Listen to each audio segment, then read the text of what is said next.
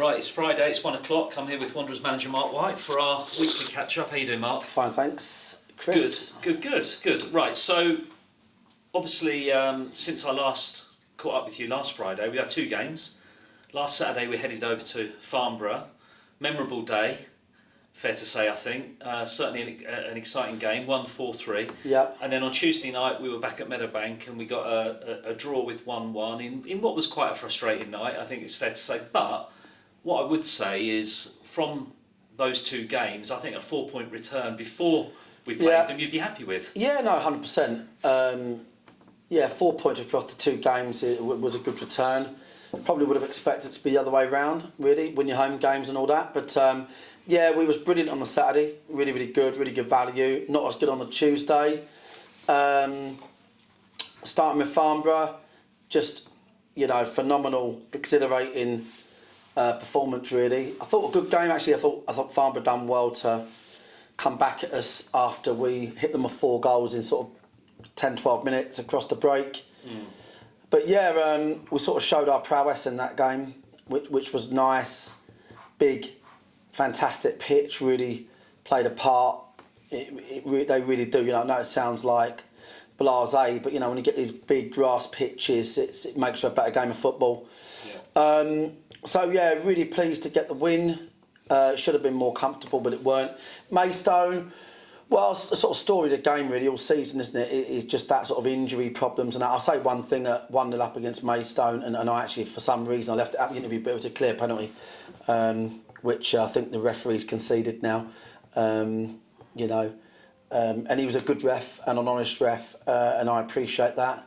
He didn't give it based on what he could see. But now he's seen the footage back, I think he'd be under no question that Alfie was brought down. Would have made a big difference, I'm pretty sure, in that game. But Maidstone were excellent to their credit, worked really hard for George. But I do think we was as poor as they were good. That's no disrespect. I thought all they'd done was run. There wasn't a lot of quality, it was just running. And that's no disrespect to them. But we were really poor. 2 first half substitutions to obviously Rob Milson, Niall McManus, which are two of our boys we can rely upon at the moment, on top of the wealth of players that are missing. And the boys that went on did not do a good enough job at all. Players playing out of position. It was messy. But you know what, there's no excuses. No team with 11 should ever lose to 10. And all the credit there goes to George for their off-the-ball shape and enthusiasm to stay in that game. And I think that a lot of credit goes their way. But like I said, we were as poor as they were good. Ours was really having the tools in the box, really. We 2 first half substitutes, the other subs that came on are not fit, and a lot of boys missing still. That's the story of the game. That's the story of the season so far. But we stay resilient that will turn around at some point. It certainly won't be tomorrow. So 4 points over 6, that's okay. Yeah. We can live with that, and we'll move forward. Yeah, and it's worth remembering. I mean, it's actually only 1 defeat in 8. Yeah, I mean, we want to win games. Like we're good enough to win games, but yeah, I mean, we're not in bad form. No, we're not in bad form at all. Top 5 or 3, whatever in the table. But listen, we want to build a team that is absolutely, really difficult to beat week in, week out. I think at the moment we are, on a level playing field in many respects with the amount of challenges we've got in a competitive league. So we're doing well. I think we've done really well to mask the problems with some wins, because we all forget about the amount of people missing. But we went and won sort of 2-3 straight games with not one midfielder fit and all these different dynamics, and we've done well to get points on the board, to be quite frank. I think the aim is to hang in there during this period, and as I'm sure we'll come on to, we're going to have to recruit our way out of it if we can't get boys back on the pitch. Which is not ideal anyway, because it's not as simple as signing a player and then next day you've got a better team.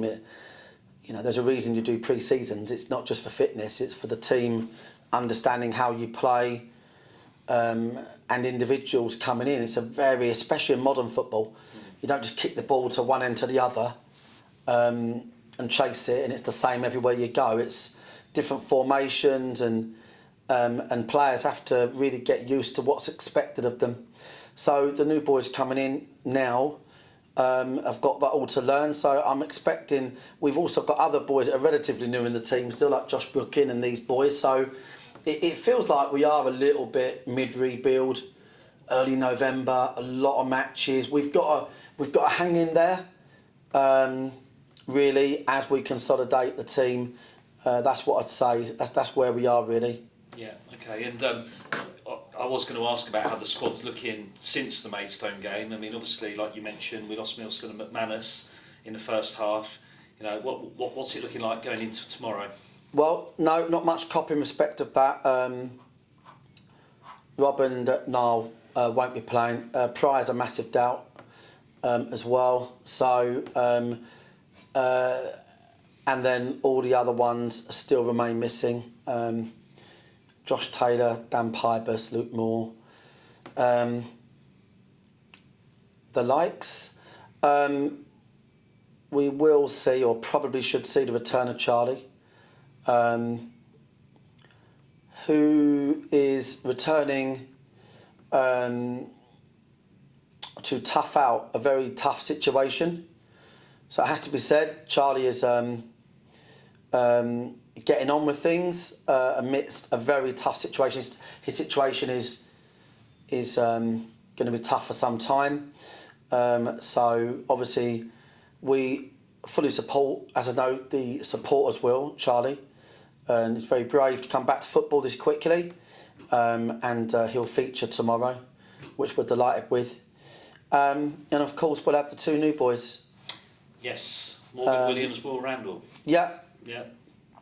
Will's a real first-class player, playing below his level. Football's a funny old game, to be honest. It's you never quite know where it's going to take you, and Will was a League Two player and potentially made a bad move, and things have, in the last 6 months, been really weirdly, from getting a big move to Notts County, have weirdly sort of gone backwards through no fault of his own. And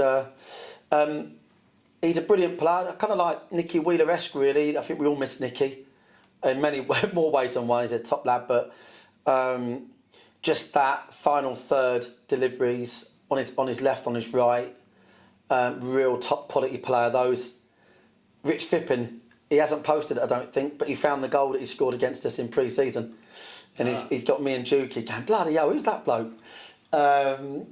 You should post it, Rich, if you're listening. Yeah, Will's brilliant, top lad. Again, needs to learn how we play, what we do. And then Morgan, young Morgan, been part of Wimbledon for many, many years, very young. Knocking on the door their end, wants to prove a point, and he's now going to come here. And we should privileged. I don't think many National League South teams could attract these players, but they're coming here because it's us. They want to play for the fans, they want to play for the management team, they want to be part of a club that's got a special story and journey. That's the only reason they're coming here. I can assure you it's not money. And we're getting more and more players like that. And, we're very delighted to have the likes of Josh Brookin and Brennan Camp and, influx of players that could be playing high but want to play for this club. So, yeah, we're really excited about them, but it's work in progress. I think whilst we're going to Chelmsford full of confidence, because we believe we can beat anybody comfortably, at the same time, ideally we'd have no game for 2 weeks and we'd be on the training ground, we'd be integrating these boys and getting 1 or 2 back as well.